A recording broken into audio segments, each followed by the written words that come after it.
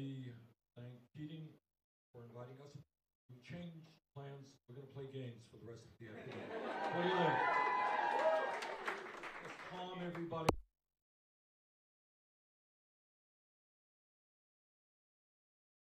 Brand, Shauna Kelly, and thank all of you for being here. As I go around the country, I find that the issue of healthcare and the issue of prescription drugs are maybe the most important issues that are on people's minds. They're worried about climate change and, education and so forth. I kind of think that healthcare and the dysfunctionality of the current system is something that is on people's minds, and for good reason. The reason is that we are spending twice as much per person on healthcare as do the people of any other nation. You got all that? Now, if we spend twice as much, you might assume we're getting twice as good healthcare as the people of any other country. Sadly, as you know, that is not the case. The case is that despite spending $11,000 for every man, woman, and child in this country, we have 87 million people who are uninsured or underinsured. We pay the highest prices in the world for prescription drugs. 30,000 people a year die because they don't go to a doctor when they should. And incredibly, 500,000 people go bankrupt because of medical bills. Can you believe that? People are going bankrupt for what did they do? They got cancer. And that is so disgraceful. That is so cruel. It tells me that we've got to change the system and do what every other major country on earth does, and that is guarantee health care to all people. And I want to explain what our healthcare system, our approach to Medicare for All will do, and how it benefits small businesses all across this country, and how it benefits every American. Number one, we build on what the Canadians do. If you have a heart transplant in Canada and spend a month in the hospital, what is your bill when you get out? Anyone know? Zero. Zero. Okay. You go to any doctor you want, you go to any hospital you want, cost of prescription drugs much lower than they are in the United States. So what our plan is about is the following. We are going to eliminate all premiums. Just spoke to a woman a few moments ago. She pays $20,000 a year in premiums. Okay, gone. Not paying that. No more co-payments when you walk into a doctor's office, which is one of the barriers for many people not going to a doctor when they should. No more deductibles. No more out-of-pocket expenses.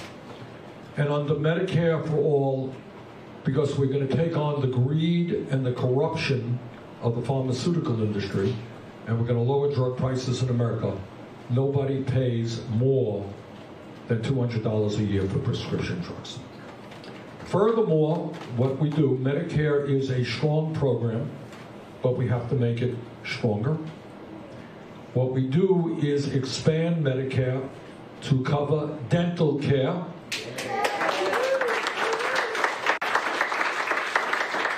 to cover hearing aids, to cover eyeglasses, and very importantly, to cover home health care.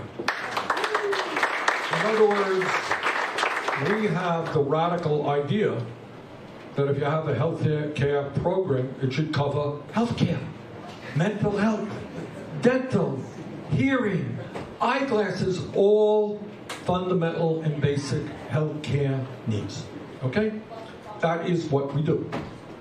And the reason we can save the overwhelming majority of the American people money is that under our Medicare for All program, the healthcare industry will not make $100 billion a year in profit as they are right now. CEOs will not be making millions and millions of dollars in compensation. And most importantly, because we have an incredibly complicated healthcare system. Is that a fair word, complicated? All right? so that you have one program, he has a different one, he has a different deductible, she can go to this network, he goes to that network, your program will cover this prescription drug, your program covers, your policy covers another prescription drug. You have a $5,000 deductible, you got an $8,000 deductible, you got an incredible mishmash of complexity that when you go to the doctor, you go to the hospital, you don't have any money, so you don't have to pay anything, but it's passed on to his insurance because he will pay because you don't have any insurance at all. But you have a different insurance than he has. It costs us many hundreds of billions of dollars to administer this system. This is money that just doesn't provide health care. It's just there for administration purposes. So we end the profiteering. We're going to lower drug prices so that nobody in America has to pay more than $200 a year for the medicine that they need. All right. Is it free? No, of course it's not free. It has to be paid for. How do we pay for it? We pay for it in the same way that any other major country is doing. You pay for it out of the general tax base. We say that everybody in this room, everybody in America, has all of the health care they need as a human right. Whether you're employed, whether you're unemployed, whether you quit your job and you're moving onto another job, you have comprehensive health care. And we pay for it in a progressive way, which says that the first $29,000 of your income, it's different for small businesses, but the first $29,000 of your income is not taxed at all. Above that, you are going to pay taxes in a progressive way, meaning the more you make, the more you pay. And what that means is that the overwhelming majority of the American people will not pay any more. They'll pay less than what they are currently paying. They'll pay more in taxes, but they're not paying any premiums, out-of-pocket expenses, or co-payments. So for the vast majority of the American people, your coverage is far better than I think anybody in this room now has. Freedom of choice regarding doctor, freedom of choice regarding hospital, and you will spend less money on healthcare. Okay? For small businesses, what it means, we haven't come up with the financing because I got to fight for the principles of Medicare for all. But it will mean that instead of paying premiums, which you're now paying out of your own profits for your employees, you don't have to pay anything because these employees will be on the same program that you are. Will you pay more in taxes? You will. But everything being equal, it will be less than what you're paying now for premiums for your employees. And one of the problems, and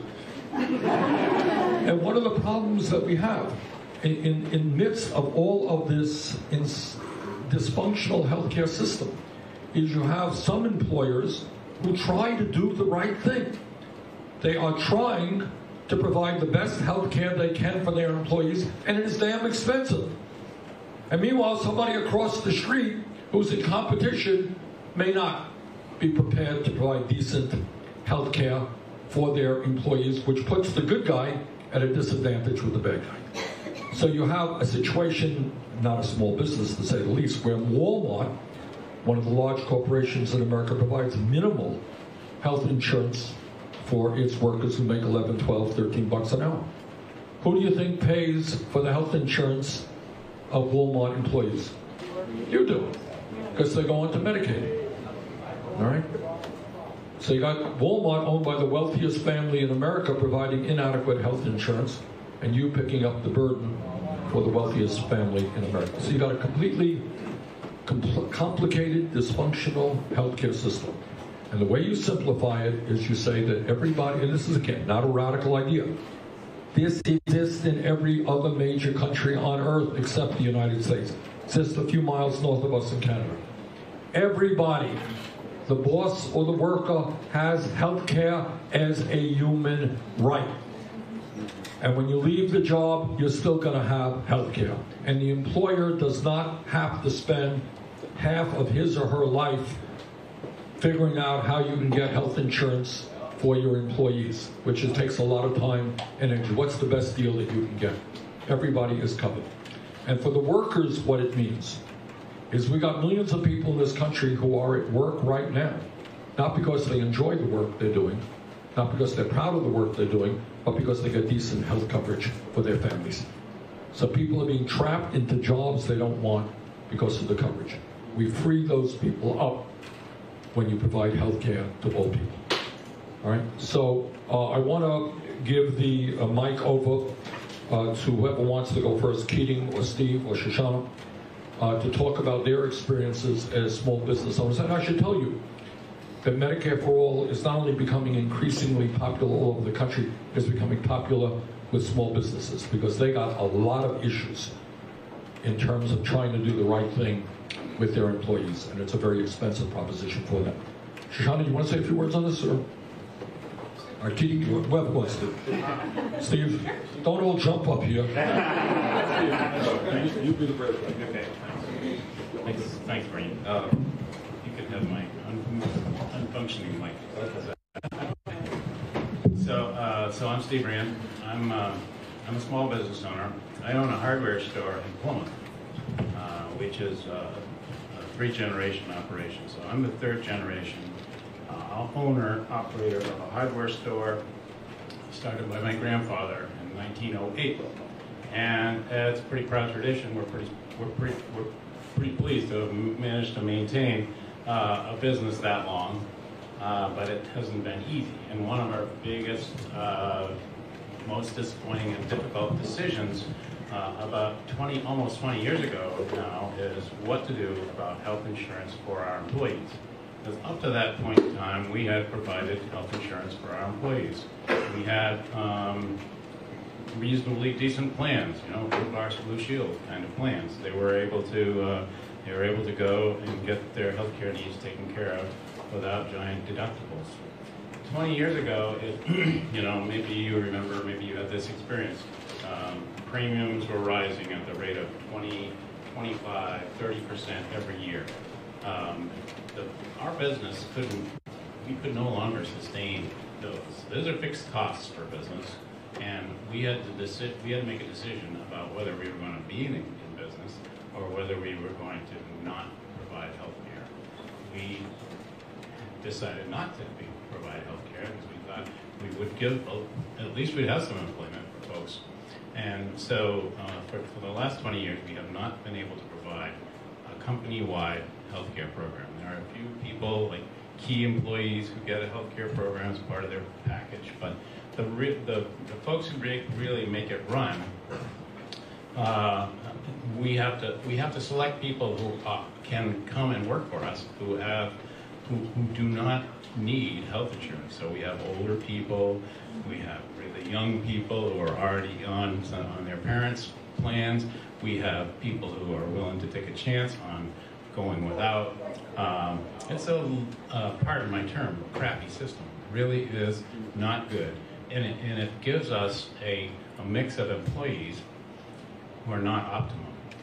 And of course, the other side of it is that we have actually lost lots of good employees who really like to work for us to other institutions primarily that do offer health insurance. Like they go to the bank, they go to the electric co-op, the hospital, the school system, and those good employees were the product of a lot of training, a lot of they're good people. They would have liked to have been able to stay and work in the hardware store.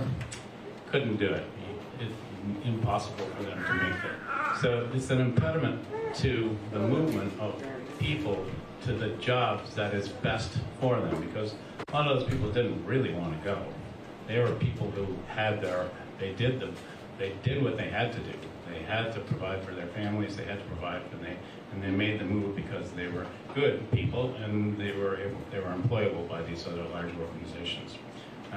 Walmart is a mention here. Walmart is my big competition. In my town, we don't have a Depot or a Lowe's, but we do have Walmart. And Walmart, as you know, makes it easy for them to avoid actually paying for their health insurance. They make the public pay for their health insurance.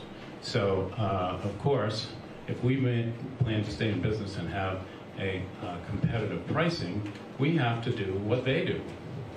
It really is painful, but we have to do it, otherwise we're not in business anymore. And that's one of the reasons why we couldn't continue to offer health insurance to our plan. Having Medicare for all would be an amazing positive value for our business and for all small businesses. We would now be in a competitive situation with other businesses to attract people based on real stuff, like working conditions, like opportunity, like ability to be flexible in their employment hours. All those kinds of things that are real values and pay. And so I do believe in, and I'll tell you, you know, I'm a guy who grew up in a Republican family and was a Republican until the Republican Party left me, and they decided that they were all about big business and about the big money and all that sort of stuff. And so it's not a friend of small business. They're not a friend of our ability to compete, and they're not a friend of by continuing to not endorse something like Medicare for all. They are not allowing people like you who have really good ideas, who have entrepreneurial ideas, who want to make the jump from a job where they already have health insurance to actually make that transition. It's way too scary. You can't. How are you going to number one, have health insurance if you have a family? How can you make that jump? It is reducing the enterprise and the ability of us to adapt in our economic system to new opportunities, which is not good in the macro sense, not good in the micro sense either. So I'm sorry. I need to give some time to somebody else. But I do get wound up about this, as you can see.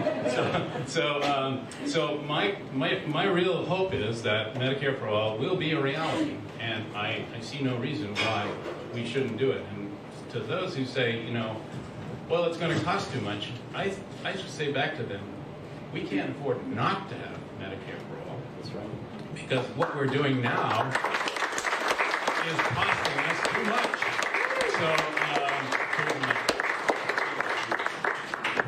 Steve, thank you. And Steve made so many profound points that we don't make often enough. Think about people who would like to work in the hardware store. I think it'll be a lot of fun. But right now, well, look at the election results. I don't know. Working in the hardware store, being president of the United States. We'll see. See how it goes. But, you know, everybody has, you know, people want to do different things. But that freedom of choice is diminished very significantly. You can't attract the particular people you want because of your circumstances. Other people, conversely, are trapped in jobs that they don't want to be. If you are a worker and you have a wife or a husband and 2 kids and you got decent insurance, you think you're going to leave that job? No matter how bad it is, it would be irresponsible. You leave your family unprotected?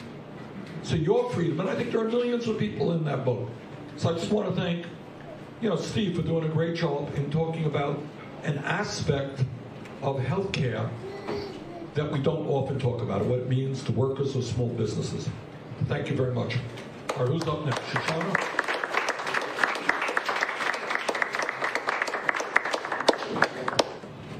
Good afternoon. My name is Shoshana Kelly. I'm an alderwoman at large in Nashua, and I'm also a small business owner. I actually I was telling them before, I fell into owning a business. A lot of people do that.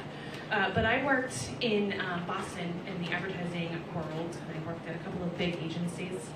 And I got to the point where I had a family, and doing the commute from Nashua to Boston every single day was just too much. So I decided I was going to work for myself. And I will say this is kind of the first foray into why this matters to me is I was able to do that because my husband had benefits. And that was the only reason I could do that. And as I have grown my business, I actually am a little bit different than some of the people on the panel. I don't have direct full-time employees. I actually staff each project with subcontractors. And having Medicare for all would change my world drastically because of some of the things that a lot of people the people before have talked about. Being able to be competitive. I have friends who just stay in jobs because they need those health benefits. And they would rather come work for me, but they can't because that's very, very real for them. And so I would be able to actually attract more people. And I think it's wrong that people stay in a job because they need their health benefits. That's just, in the nation that we have, to have that be a reason to have to stay in a job, it's abysmal. When I was 17, I went to Japan for a year as an exchange student. And when I was there, I befriended the girl from Sweden, and she told me, this was 20 years ago, about their healthcare system. And I remember being blown away at 17 that someone could just go in and have their healthcare needs taken care of and not have to worry about that emergency bill or what it was going to cost. So 20 years fast forward and we're still talking about it and we can't fix it. And I think we can, and I think we need to start standing up to the insurance companies because healthcare is absolutely a right and not a privilege. I'm going to end with one personal story. So my mother was in a pretty severe accident this year, and she had just recently moved down to Florida. And when they brought her in, she was on a motorcycle. When they brought her in, they believed she didn't have insurance. And I will tell you that the way she was treated from the time that happened until I got there and we talked about her insurance was absolutely incredible. And from there, the ability to be able to care for her, I wanted to bring her up here so I could care for her, and I couldn't because her insurance was tied to Florida. And we spent a number of months with her not getting the care she needed, trying to figure out how to make her better. And there was a lot of damage. And it was stressful for me. So I'm sure there are a lot of people in this crowd who have similar stories. I've had constituents saying that they can't afford the cost of insulin, life-saving insulin. Stand up in a town hall and say, "What am I supposed to do?" That can't be our country anymore. So that's a little bit about my experience. I think Medicare for All is absolutely what we need to keep moving forward as a country, and there's so much goodness that can come out of it.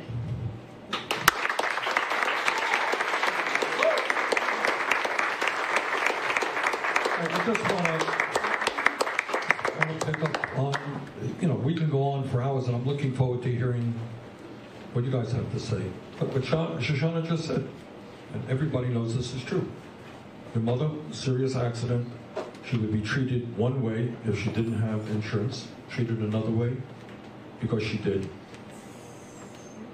We have people who have accidents who are seriously hurt but don't want to go to the emergency room because they can't afford the thousands of dollars in payments. This is the United States of America. And if this is not a cruel and, dare I say, insane system, then I don't know what is. Keating, you want to say a few words? I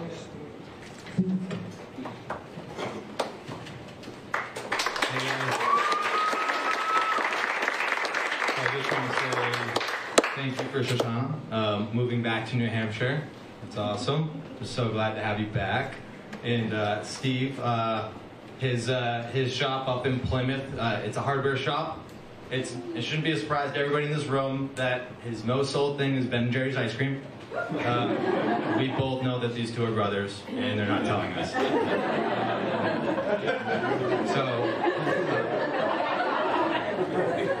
They're not really. But no, we have 12 employees at Boards and Brews. Universal health care for all in the country. It's obviously a great idea. I'm totally behind that. We, in New Hampshire, at a state level, we've tried. A couple months ago, I went and spoke on behalf of our employees on the Sick Family Leave Act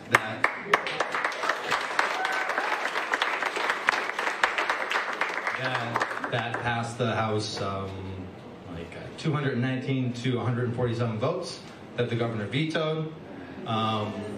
So on a state level, we've tried to do stuff, and maybe it's time for a national level to get some help, because everyone should have health care. I have employees that, you know, have had to leave boards and brews to go and work for big companies because they were able to get benefits.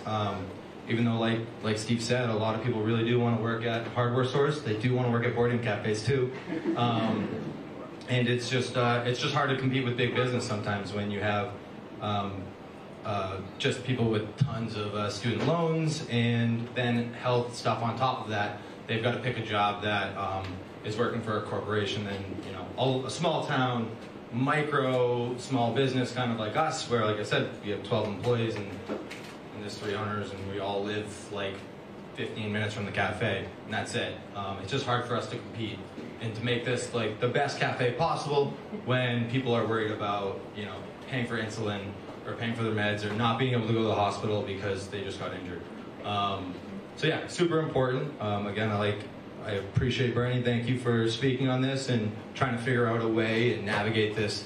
Like we've said, a very complicated field, and it is extremely difficult to figure out what policies to go for. So I just want to say thanks for the help, and have a good day, everybody. Okay. Thank you, Peter. Okay, let's open it up. What's on your mind? Medicare for all, a good idea, not a good idea? What's your experience? Do we have a mic here, staff? Yes, we do. Throw Where's the... Throw raise your hand. All right, you got a hand right? Right here. Okay, let's start off right there. Please stand up if you can. Hi, I'm Sean Anderson. I live in Winnipeg, Manitoba. I was born in Idaho.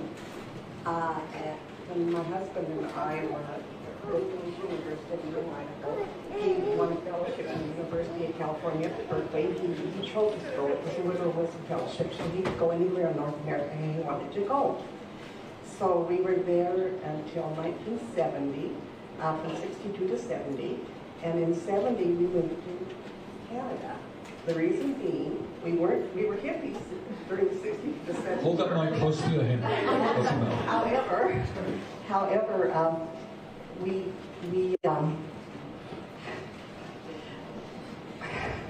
sorry. You're doing great. Getting nervous.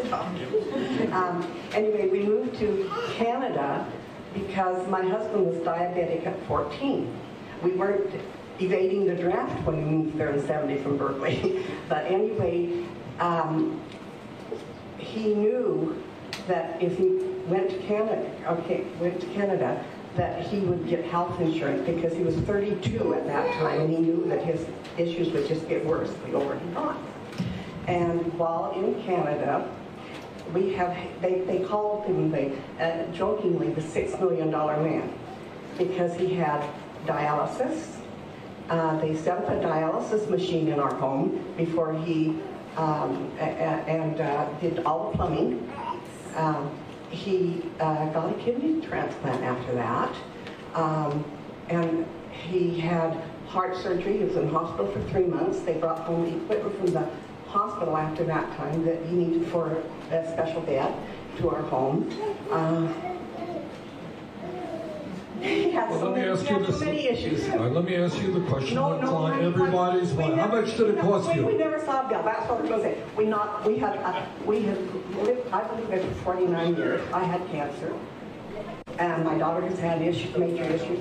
We have never seen one bill. You go to the hospital, you show them your card, that's it. You see nothing else. Okay.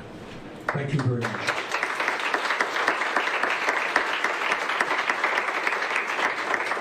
And let's remember that after all of that expenses, which you did not pay a nickel out of pocket for, the Canadians spend half as much per person as we do.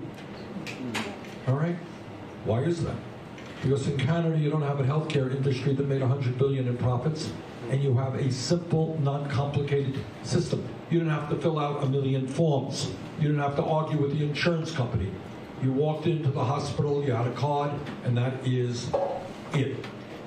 So the waste in the system is not just the profiteering of the drug companies and the insurance companies, it is the incredible complexity and administration of a dysfunctional system. But thank you very much for talking about what exists in a humane, civilized healthcare system. I was up in Toronto, it's probably a couple of years now, and they were very nice. We went with some doctors and nurses from the U.S. to take a look at their system. Never forget this. They were very nice. They let us go into a hospital room. And the guy there was recovering from major surgery. And he said, you know, Bernie, I got enough problems trying to get back on my feet. I just had serious surgery. But what I don't have to worry about, unlike my American friends, is I don't have to worry about how I'm going to pay this. I don't worry about going bankrupt. I don't worry about medical debt. All I'm worried about is how I get well. Can you believe in this country, now if you were in, it sounds to me like your family would have robbed millions of dollars in bills. Depending on your income, your family may have gone bankrupt in the United States. Your credit would have been shot, which means you'd be paying 20, 25, 30% interest rates on your credit card. But they manage in Canada to spend half as much as we do per person because they get rid of all the profiteering and the administrative waste, and people are treated like human beings. Okay, other questions or comments? Ma'am? Yes, a mic right here. Lisa Call from Boylston, Massachusetts, and I have had cancer. I have 3 kids. I have what's known as a BRCA gene mutation, so I'm monitored more closely because I have an increased risk of some cancers. We did rack up tens of thousands in debt. And I've done the math. I found out how many people paid taxes. I found out what was the healthcare expenditure in 2017, and what it came to was about $28,000 per taxpayer. And when I looked at my premiums, my out-of-pocket expenses, my Medicare taxes, I was already paying that much. And I think that I just want to challenge you to simplify your message. A lot of us are visual learners. If you could just put up a chart that really just simplifies and shows this is what we are paying right now, and this is what it is per person, and this is what it's going to be, a lot of us would be like, oh, okay. And then one more challenge, because I'm one of those people who, I took time off to raise my children and now I can't get a job. So I'm an Uber driver in Boston, and I talk to so many people in the medical field.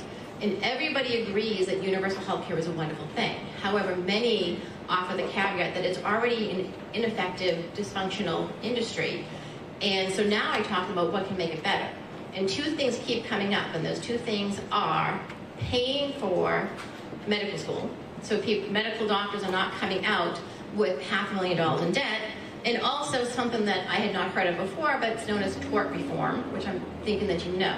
So right now we don't have enough doctors. So if we open up medical for everybody, it's going to be even more dysfunctional. So I would like you to talk more about how to make it an industry that is much more functional. So thank you. Your comments are great, except I don't like the word industry. Okay. Healthcare is not an industry. It's a service that human beings are entitled to. You are right. Look, in this fight, we are not only taking on politicians in the Democratic Party and certainly in the Republican Party and the President of the United States who goes around the country lying about what we're trying to do.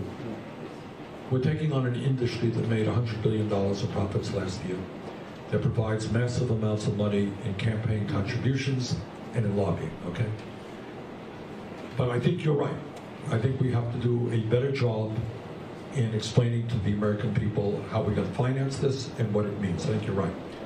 Second point, in terms of medical school, what happens right now is that many doctors, I think, if I'm not mistaken, the average debt is somewhere around $300,000 a year. Is that right?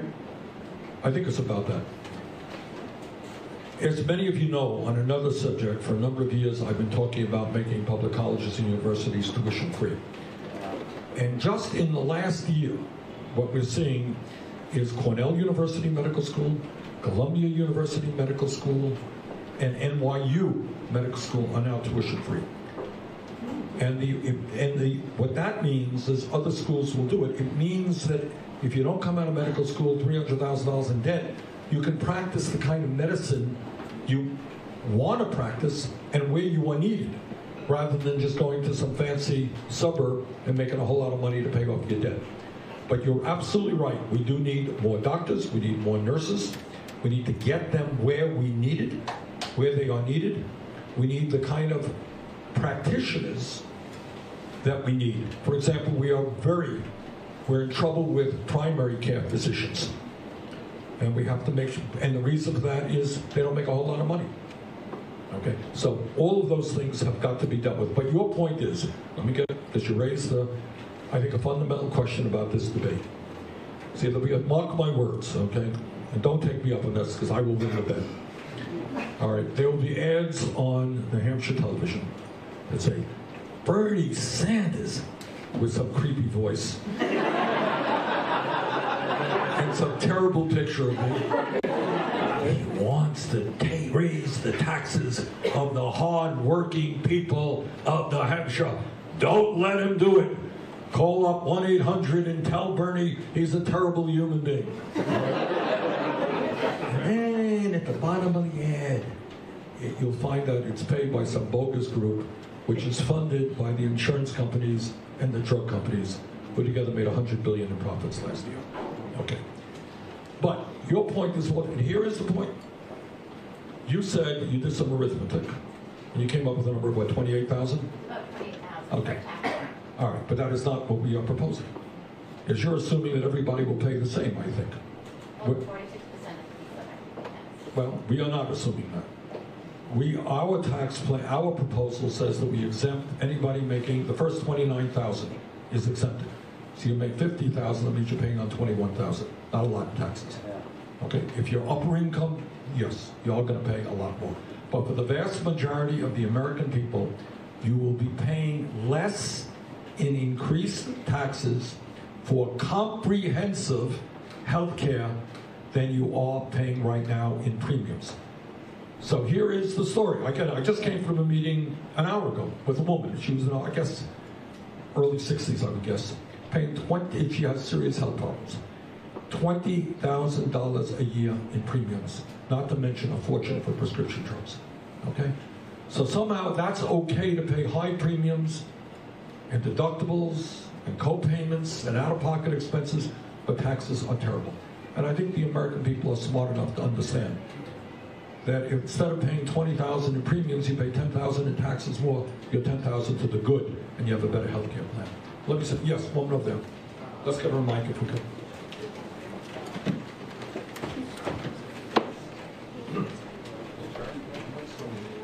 My question would be around the current budget, though. I mean, why you're telling us you got to raise taxes to do this?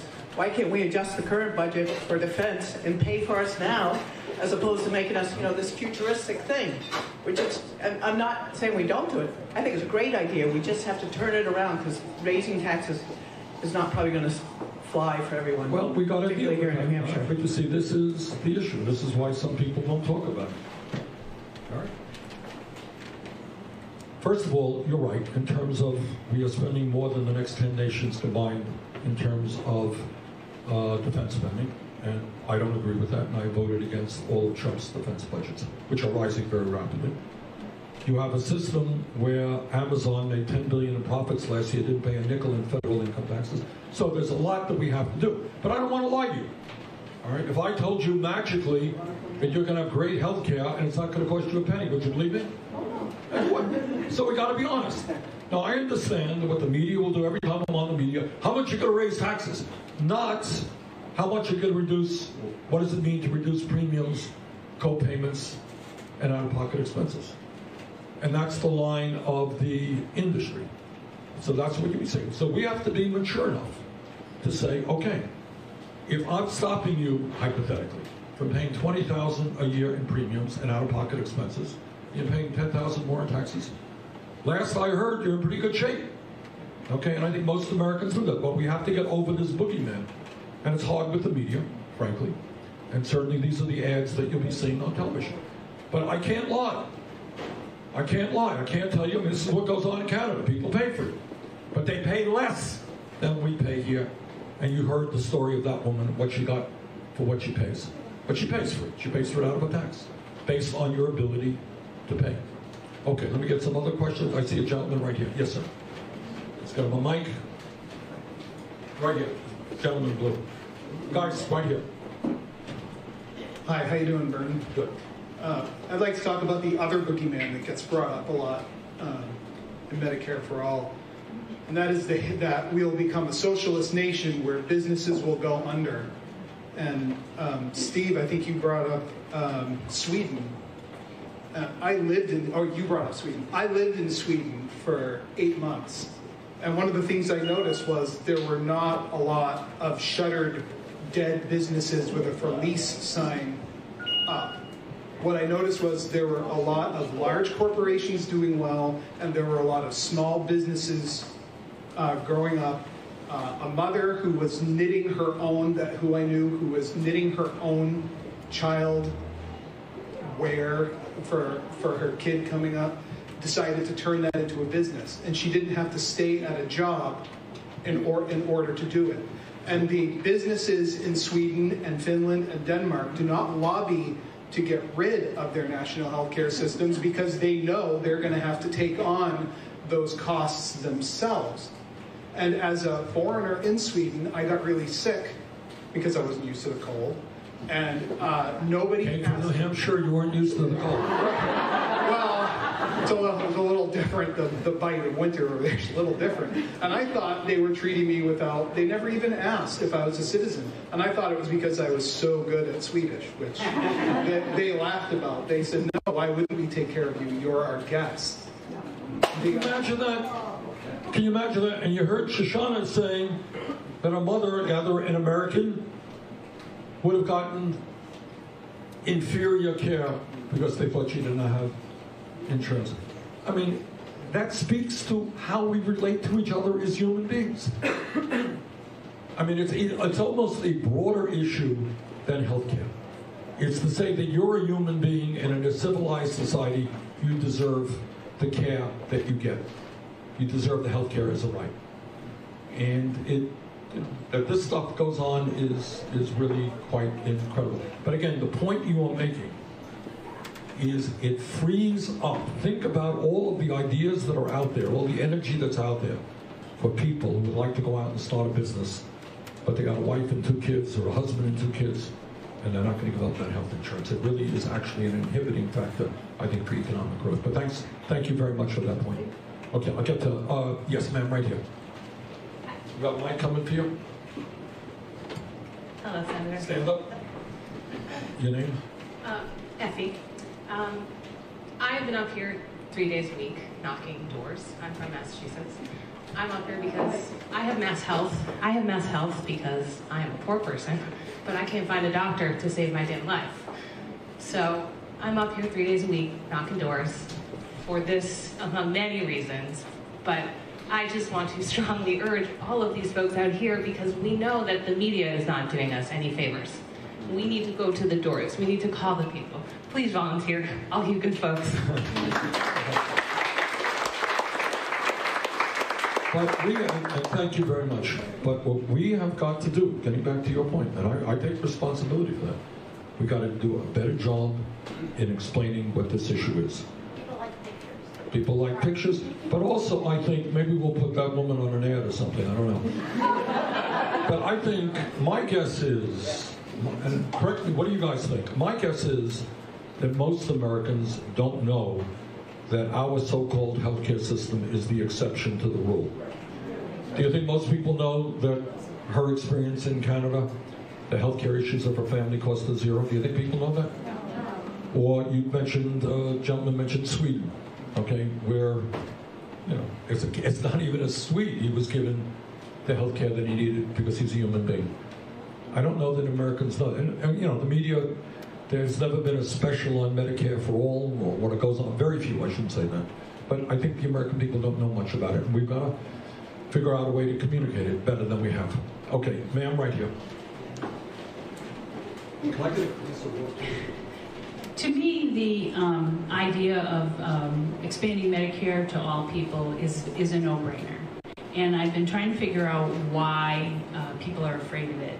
And the only thing that I can think of is that the only thing that's more terrifying than having your health care dependent on corporate interests is having it dependent on people who time and time again vote against their interests. And we saw what happened when they tried to repeal the Affordable Care Act and Medicare and Medicaid, you know, people with disabilities laying their bodies out in the halls of Congress to prevent it.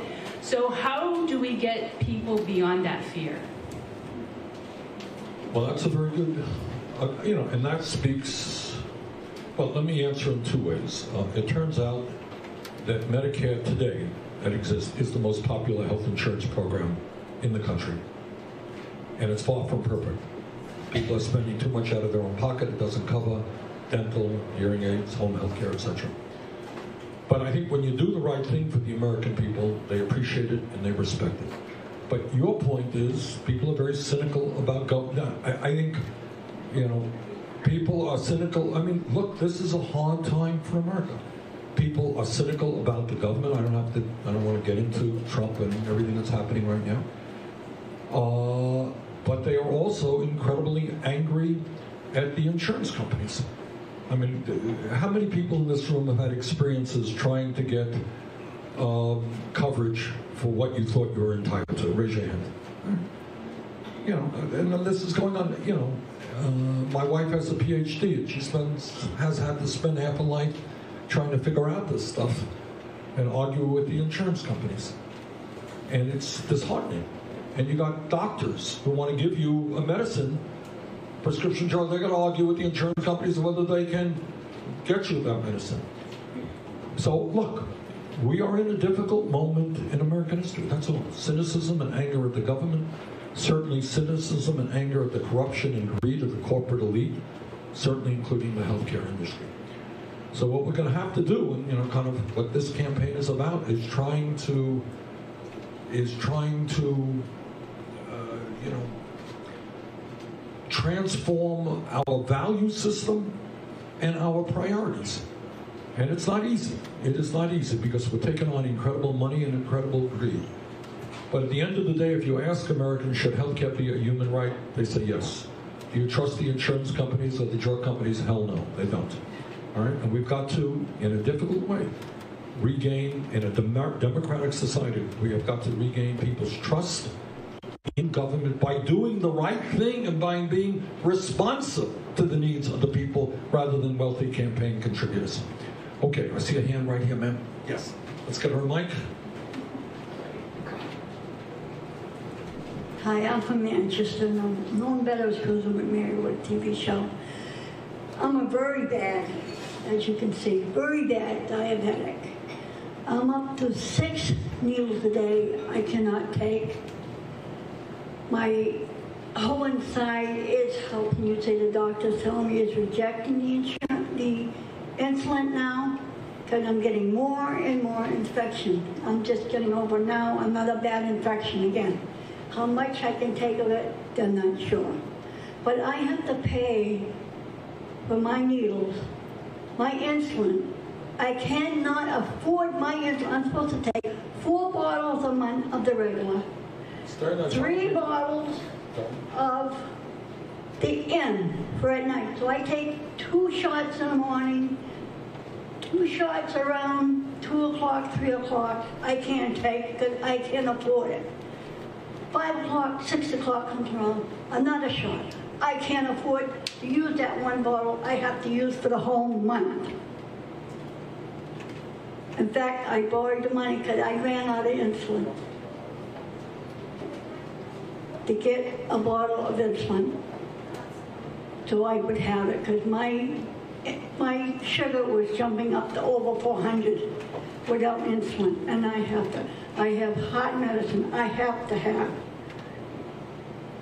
I have 2 to 3 blood pressure pills because my blood pressure will not come down on me. Something has to be done. All right. Welcome to the American healthcare system. I mean, it is so disgraceful and so cruel and so much what this country should not be about. I just want to say one word on that, on insulin. A couple of months ago, I took some folks who were diabetics from the Detroit area, Michigan, to Windsor, Ontario, to buy insulin, maybe the exact same product you're using, I don't know. we paid 1/10 the price. People save thousands of dollars on their insulin bill. You know what I learned on that trip? Talking to a lot of the diabetics. I learned that there are 7.5 million people in this country who use insulin. And as I learned, 1/4 of them are doing exactly what this woman is doing, and that is rationing their insulin. And what she just told you is that is a very dangerous thing to do. Insulin is the oxygen for diabetics. They need it to stay alive and to stay healthy. You cannot ration it. You get sick. Maybe you die. And 1/4 of the people in this country are rationing insulin at a time when we pay 10 times more than Canadians do for the same exact product. This is criminal. This is criminal. This is unacceptable. Now, in the drug companies, and I see we have Wendell Potter here, who knows a little bit more about this than I do, actually. But to my mind, there is no question. Greed is one thing. Corporate America is full of greed. But in terms of the drug companies, I have not the slightest doubt. There is massive corruption and price fixing. Now, my memory is correct. I know this, that in terms of insulin, there are 3 major manufacturers. And just coincidentally, they control 90% of the insulin market, 3 companies. Just coincidentally, you'll all be shocked to know that when one company raises its prices, the other 2 as well. Okay, that's called collusion, that's called price fixing. And you got other companies who are selling, right now is a massive settlement underway from the opioid companies who are selling opioids to people all over this country, knowing that it was addictive, and they will pay billions of dollars in fines for doing that. That's what you got in the pharmaceutical industry right now. You got criminal activity, and I will deal with that, believe me. I've been dealing with these crooks my whole life. I was the first member of Congress to take people over the Canadian border way back, 20 years ago, to buy breast cancer drugs. Same story as insulin. I had working class women in the northern part of the St. Albans, Franklin County area of Vermont, got on a bus, went to Montreal, Canada, we had to prearrange it. They bought a drug called tamoxifen, which was a widely prescribed breast cancer drug. They paid 1/10, same thing with insulin, 1/10 of the price they were paying in the United States. Okay, so that is what we have got to deal. And what you're going through is unacceptable. It is unacceptable. You're entitled to get the medicine you need to stay alive and to stay healthy. All right, other comments? Okay, just maybe a few. Ma'am, right here. Thank you. That way? Hi, my name is Stacy Wood. I'm actually out visiting from California. And what I wanted to share is that your opening in how you brought so much clarity for me in the Medicare for All issue. It had not, the communication that we see, we don't have the same accessibility to candidates that you experience in this state. And it wasn't landing for me, and I didn't get it. And I was sharing with my friend earlier, I was actually mixing up Medicare for All with what we have, which is Medi-Cal, for people who are Medicaid expansion. Or Medicaid, and I personally had friends like pass away unnecessarily under those. So I didn't understand the difference in Medicaid or Medi-Cal and Medicare because I don't participate in any of those plans. And so if that's there for me, I'm not as aware as many, but I'm, I think, more aware than most. I'm part of a swing left group. We just raised $18,000 last month for the Unifier Die Fund. We letter write. We canvassed for all of the swing districts in our area and made a difference. And yet, like, I'm not getting that message. Right. Look, I agree with you, and I agree with you, and we got to do better at it. But I want you to know that one of the problems we have is we got to get through a media. That's very hard.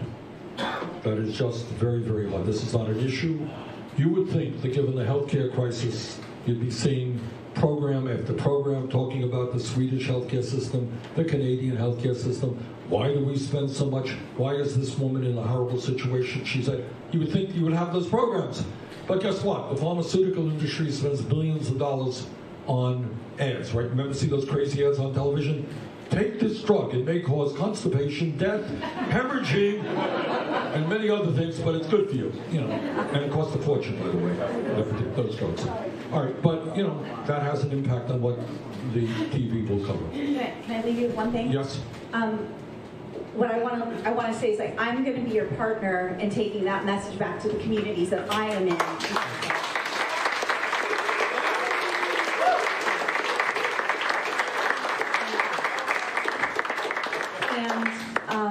And that every single one of us can make a difference. And even in whether it's canvassing or being part of Field Team 6 or Swing Left or whatever organizations are here locally, and that free tuition at NYU was started for the doctors, came from one man in a self-expression and leadership program with Landmark who had this idea.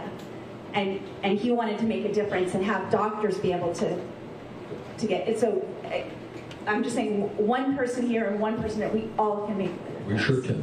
Thank you very much. Anybody, you want to say a word? Why don't you introduce yourself on the line? Thank you. I know you. I'm not sure that everybody does. Senator, thank you very much for the shout out. I used to work for the health insurance industry. I worked for Cigna for about 15 years, Humana before that. Altogether about 25 years in healthcare. One of the things that's very important for people to know is that this system is no longer working for businesses. Steve mentioned having to give up offering coverage to his workers. That is something probably what you don't know is that health insurance companies actively purge businesses that are no longer profitable to them. They actively increase rates of 20% just to discourage you from continuing on. In 1969, about 67% of businesses were offering coverage. It's now down to about 50%. The other thing to keep in mind is that health insurance companies cannot, nor do they want to control healthcare costs. As drug prices go up, as hospital prices go up, because of the system we have, they're able to demand more and more in terms of premiums and shift more of the cost to people. So it's a system that works for them. They're making a lot of money, and they are able to perpetuate this system through their propaganda campaigns, and I used to be a part of that. My job at Cigna and Humana was to help perpetuate the myth that our system is essential, that we have to have a system like this. And I used to criticize and help people, make people believe certain things about the Canadian healthcare system, for example, that is not correct. Senator, thank you very much for what you're doing and for making this something that is the lead issue in the campaigns this year. And I really think that the work that you're doing is essential. We can, it's a matter of, not a matter of if, but when we get to Medicare for all. So thank you, Senator. Thank you.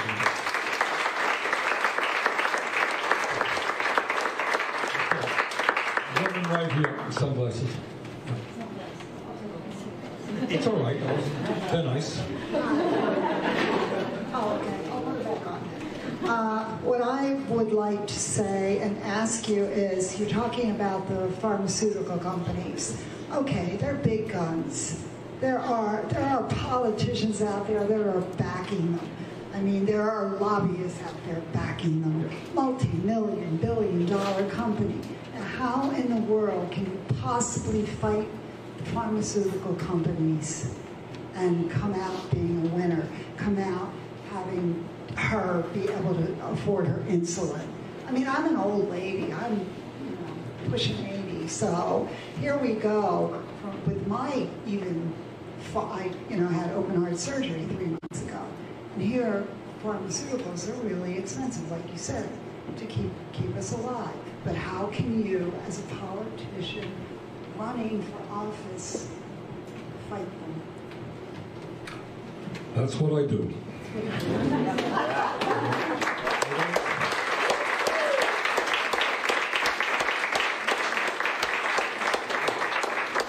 my political career. I don't take money from the drug companies, and I don't take money from the insurance companies, and I don't take money from the fossil fuel industry, and I don't sit down in rich people's living rooms and get their campaign contributions. That's all. Here's how we fight them. We fight them because the pharmaceutical industry is detested all over this country. People understand the story that this woman has told can be multiplied 1,000,000 times. People understand that they are incredibly greedy. You talk about buying politicians, they have spent billions of dollars, that's a B, billions of dollars in the last 20, 30 years on lobbying and campaign contributions. They got on their payroll former leaders of the Democratic Party, former leaders of the Republican Party, all right? And the end result is that right now it is perfectly legal for them to double the price of your medicine tomorrow. Perfectly legal. They can charge you any price that the market will bear, and that is exactly what they do. Not to mention price fixing and collusion and all of the rest. So what this campaign, above and beyond all the issues we're talking about today, is bringing the American people together. Millions and millions of people to stand up and say that we have had enough of the greed and the corruption of the insurance industry, of the pharmaceutical industry. We can then talk about climate change and what the fossil fuel industry is doing to our planet, all right? We can go on and on. That's where we are today. And that's why what this campaign is about is a political revolution. It is bringing people together, black and white and Latino, gay, straight, everybody. Bringing people together around an agenda that works for all people. And you know what? The very top of that agenda is healthcare is a human right, and under Medicare for all, as I said before, because we're going to force down prices. Nobody in America under Medicare for all pays more than $200 a year for the prescription drugs they need. That will make quite a difference in this woman's life and the life of millions of people. Now, I'm not here to tell you, because you've already indicated, this is not an easy fight. They have unlimited, Wendell, am I right in saying they have unlimited amounts of money? All right? It's their money, too. Everyone's money. Right. You're paying premiums, they're making profits, and then we're using their profits to make sure that we don't have Medicare for all the lower-cost prescription drugs. That is a corrupt system. They made $100 billion last year. 1% of that is $1 billion. That's nothing. $1 billion for them is nothing. They're going to flood the airways here in New Hampshire and all over this country, telling people how terrible Bernie is and how terrible Medicare for all is. But the momentum is with us. Over the last 4 years, believe me, I have seen a huge transformation of how people thinking about healthcare. And that is what is getting them very nervous. All right, with that, I know we can go on for hours. I really do. I have to apologize because I got some more meetings here in New Hampshire. But I wanted to thank these guys for being here. Thank you.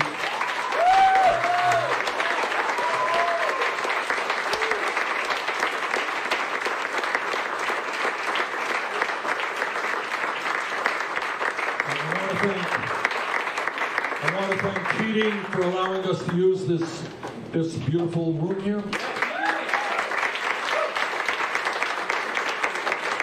Thank you, Steve, for showing very much. Thank you all.